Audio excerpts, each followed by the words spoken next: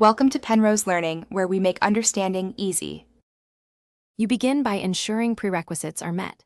Check that the iPhone has power, a stable network or cable, and the backup exists. Plug the iPhone into your computer if using Finder or iTunes. Otherwise, make sure you're signed into the same Apple ID for iCloud. Once done, choose Restore from iCloud Backup or Restore from Mac/PC in the Setup Assistant. This is how you tell the device which backup to pull and why that source matters. Now you execute the restore. Select the backup entry that matches the date and device you want to recover, because picking the wrong one can omit recent data. If the backup is encrypted, enter the password. This decrypts saved accounts and health data. Make sure you stay connected to power and Wi-Fi, otherwise the restore pauses.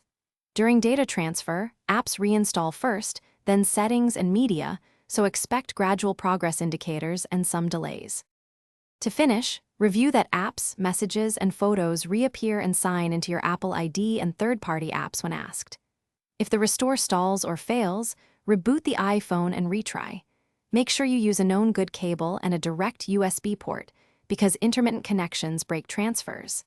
If iCloud backups won't restore, confirm your Apple ID, available iCloud storage, and Wi-Fi strength.